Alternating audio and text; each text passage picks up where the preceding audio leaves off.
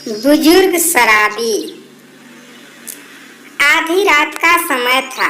रोजाना की तरह एक बुजुर्ग शराब के नशे में अपने घर की तरफ जाने वाली गली से झूमता हुआ जा रहा था।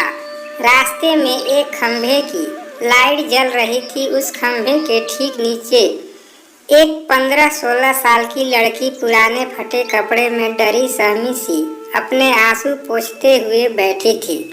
जैसे ही उस बुजुर्ग की नजर उस लड़की पर पड़ी, वह रुक गया। लड़की शायद उजाले की चाह में लाइट के खंभे से लगभग चिपकी हुई सी थी। वह बुजुर्ग उसके करीब गया और उससे लड़खड़ाती जुबान से पूछा, तेरा नाम क्या है? तुम कौन हो और इतनी रात को यहाँ क्या कर रही हो?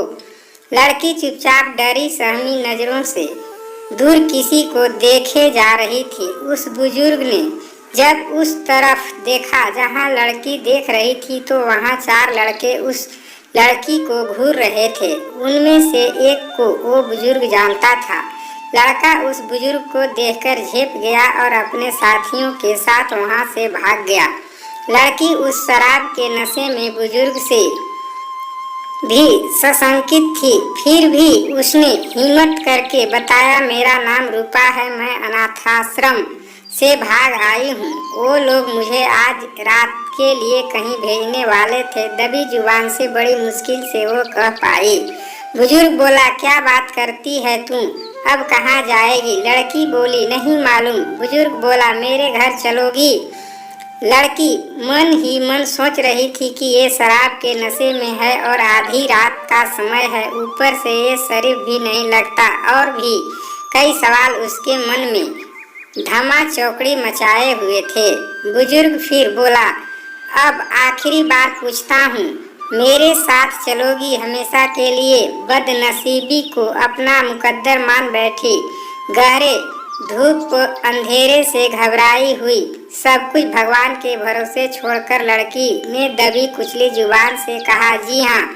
उस बुजुर्ग ने झट से लड़की का हाथ कसकर पकड़ा और तेज कदमों से लगभग उसे घसीटते हुए अपने घर की तरफ बढ़ चला।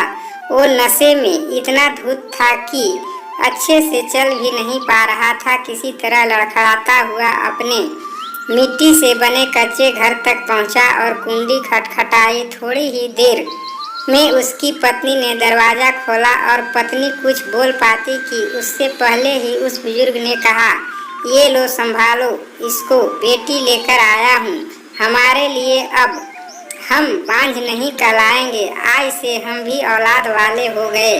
पत्नी की आंखों से खुशी के आंसू बहने लगे और उसने उस लड़की को अपने सीने से लगा लिया। ऐसे ही प्रेरणादायक कहानियाँ प्रतिदिन सुनने और पढ़ने के लिए इस चैनल को सब्सक्राइब करें। धन्यवाद।